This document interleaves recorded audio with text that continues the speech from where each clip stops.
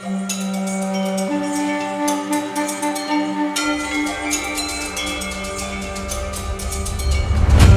प्रेमानंद महाराज जी के मुख से सुनेंगे कि दुर्घटना से बचने के लिए क्या करना चाहिए। इस वीडियो में उन्होंने एक बहुत ही महत्वपूर्ण और प्रभावशाली मंत्र दिया है जिससे हम सुरक्षित रह सकते हैं। साथ ही ये भी जानेंगे कि एक सरकारी अधिकारी का आचरण कैसा होना चाहिए। वीडियो को लाइक, शेयर और सब्सक्राइब करना न भूलें। तो चलिए बिना देर किए शुरू करते हैं। का ऐसा एक कहना था कि आजकल बहुत सारे एक्सीडेंट केसेस बढ़ गए हैं महाराज जी, जो ट्रैफिक में या मतलब आपस में भिड़ गए। उसका मुख्य कारण है दो चीजें, एक तो नशा आदि युक्त होके गाड़ी चलाना और एक बहुत तेज गाड़ी चलाना, जिससे खुद की भी जान पे खतरा हो जाता है और किसी के ऊपर भी गाड़ी चढ़ा सकते हैं। महाराज जी, उसको हम कैसे कंट्रोल किया जा सकता है या कैसे? इसको हमारी आध्यात्मिक भाषा में प्रमाद स्थिति कहते हैं। प्रमाद स्थिति, प्रमाद स्थिति एक तमोगुण से आती है और एक शराब पीने से आती है, गांजा पीने से आती है। असावधान स्थिति अगर हम ड्राइवर होकर के करेंगे तो हमें अपनी जान की बात नहीं, कईयों की जान चली जाएगी।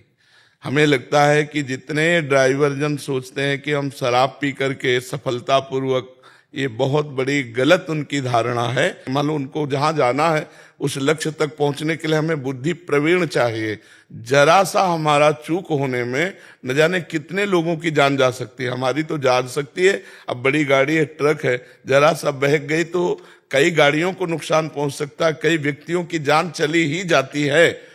अब जैसे शराब पिए हैं, फिल्मी गाना चल रहा है और रफ्तार से गाड़ी चला रहे हैं और अचानक उनको कंट्रोल करना पड़ा, तो इतनी रफ्तार से गाड़ी चला रहे कि कंट्रोल कर ही नहीं पाए, खुद मर गए और दूसरों को मार दिया। तो वैसे हमारी सबसे प्रार्थना है कि शराब पीना,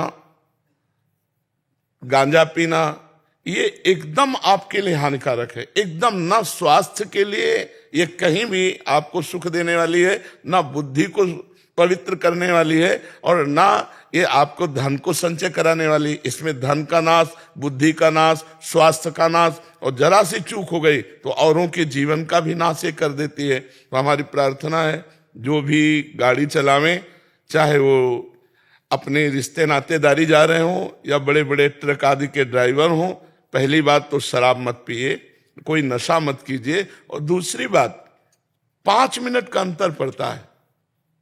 यदि आप अपनी गाड़ी को कंट्रोल में चलाएंगे और एक रफ्तार से खूब भगा रहा है तो 5 मिनट का अंतर पड़, थोड़ी देरी बर्दाश्त, कम से कम जान तो सुरक्षित अपनी और दूसरों की है। आप इतनी रफ्तार से चल रहे हैं कि गाड़ी को अगर आप कंट्रोल करना चाहे तो वो पलट जाएगी। वो आप कंट्रोल नहीं कर, ब्रेक मारने से ही गाड़ी थोड़ी रुक जाएगी। आप इतनी रफ्तार से गाड़ी चला रहे हैं और आप ब्रेक मारेंगे तो इतने वो तेज में है कि वो पलट जाएगी, वो लड़ जाएगी, दूसरों की जान घातक बन जाएगी। इसलिए भले थोड़ा समय लग जाए, धैर्य पूर्वक आप रफ्तार उतनी ही चलाएं जितनी हमारी सरकार अलाउ करती है कि इस रोड पर इतनी रफ्तार से आप चल सकते हैं, तो बचत हो जाए। और दूसरी बात, जब ड्राइविंग करें तो आपको सावधान रहना है, बिल्कुल जैसे एक तीर चलाने वाला लक्ष्य पर ध्यान रखता है, ऐसे आपको रोड पर ध्यान रखना है। मोबाइल से बातचीत मत करो, क्योंकि मोबाइल से सुनने में एक वृत्ति लगती है और एक बोलने में लगती है। तो हमारी जो लक्ष्य है ड्राइविंग, उसमें फिर हम चूक कर बैठते, अचानक कोई सामने आ गया तो फिर एक्सीडेंट हो जाए। मोबाइल से बात करना, शराब पीना, गांजा पीना और लक्ष्य पर दृढ़ न रहना, प्रमाद स्थिति में आ जाना, इसी से एक्सीडेंट होते हैं। तेज रफ्तार से एक्सीडेंट होते हैं जिसमें अंग भंग हो जाना, प्राण चले जाना, या कई गाड़ियों में जिंदा लोगों का जल जाना। ये बहुत ही नुकसानदायक और बहुत ही हानिकारक है। इसलिए ये सावधानियां रखी जाए, हमारे सरकार के नियमावली के अनुसार चला भी जाए। कहाँ से आपको क्रॉस करना है, कैसे आपको किससे आगे निकलना है, कैसे आपको किससे चलना है, ये हमारे ड्राइवर को सिखाए जाते होंगे जरूर। ये कानून तो होगा ही कि आप ऐसे यहाँ से क्रॉस कीजिए, आप ऐसे कीजिए, उसकी जानकारी होना चाहिए।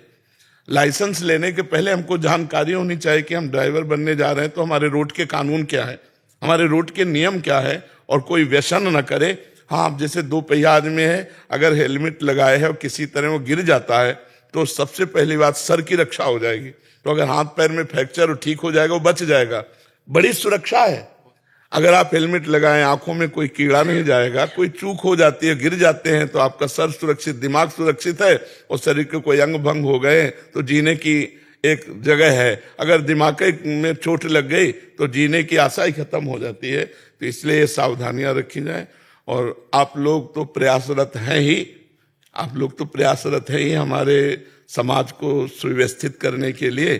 पर ये बातें अगर समाज मान ले तो ज्यादा अच्छा हो जाए। शराब पी के तो यात्रा हमें लगता है कानूनन भी निषेध है। हाँ, कानूनन भी निषेध है। तो इसकी अगर थोड़ी सी कड़ाई भी हो जाए कि जैसे चेक हो, अगर शराब पीते तो उसको दंड दिया जाए, जुर्माना आदि जो भी सरकारी प्राविधान हो। हाँ, और वैसे हमें लगता है कि रोड में शराब नहीं पीना चाहिए।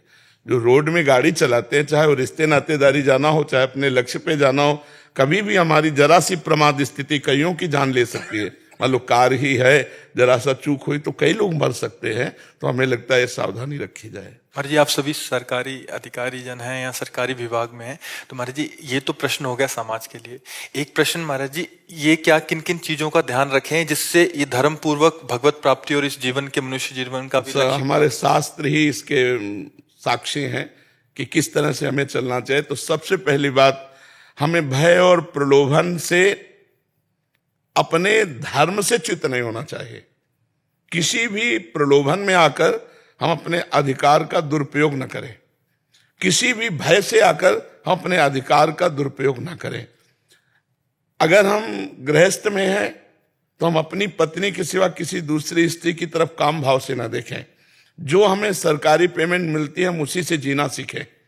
जो अधर्म का धन आएगा वो हमारे परिवार की बुद्धि भ्रष्ट कर देगा, हमारे बच्चों की बुद्धि भ्रष्ट कर देगा, अशांति पैदा कर देगा। और जो हमें खाली समय मिले, यदि हम नाम जप करें तो हमारा क्या घाटा हो जाएगा। राम कृष्ण हरि शिव, जो नाम प्रिय हो भगवान का, जब आपको समय मिला तो नाम जप कर लिया, और जो कर्म किया उसको पूजा मानकर भगवान के चरणों में समर्पित कर दो तो कर्मयोग बन जाएगा। जैसे आप 8 घंटे 10 घंटे ऑफिस में हैं, अपने जो कार्य कर रहे हैं, तो जब ऑफिस से उठे तो 1 सेकंड की बात है, भगवान की तरफ वृत्ति ले जाओ और सारे 8 घंटे 10 घंटे के कर्म भगवान को समर्पित कर दो। भगवत प्राप्ति कराने वाला कर्मयोग हो जाएगा। जब आपको बीच बीच में समय मिले तो राधा राधा राधा राधा, कृष्ण कृष्ण हरि हरि, शिव शिव, राम राम, जो नाम प्रिय हो वो उसका स्मरण कर लीजिए। और उपदेश तभी लागू होता है जब हमारे आचरण ठीक हो।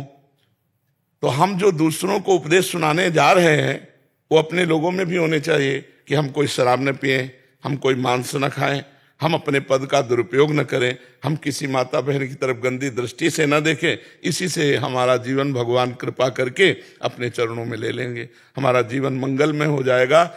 यदि हम भारत में फिर जन्मे तो मनुष्यों में जन्मे, और जो हमें पद मिला है इससे बढ़कर मिले और हम और समाज की सेवा कर सकें। अब हमारे ऐसे कर्म न बन जाएं कि हमें नीच योनियों में जाना पड़े, क्योंकि इतनी ऊंची चढ़ाई चढ़कर 84 लाख योनियों में 83,99,999 योनियों में एक ये अलौकिक है मानव देह, बड़े भाग मानुष तन पावा।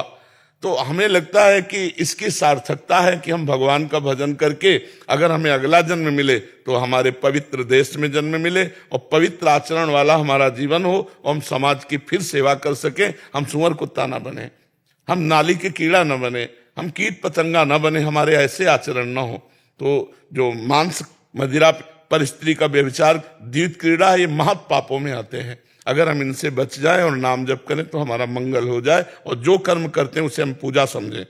हम खास बात पूजा की ये नहीं समझते कि अगरबत्ती धूप बत्ती और आरती, हम खास बात समझते हैं कि अगर तुम्हें 8 घंटे ड्यूटी में तो ईमानदारी से अपनी ड्यूटी निर्वाह की और भगवान को समर्पित कर दियो। आरती पूजा से बढ़कर है, क्योंकि आरती पूजा में अपना स्वार्थ है, इसमें आपका एक सरकारी अधिकार है। उस अधिकार के अनुसार आप 8 घंटे ड्यूटी की और वो निर्विकार भाव से भगवान को अर्पित कर दी, वो आपकी पूजा बन जाएगी।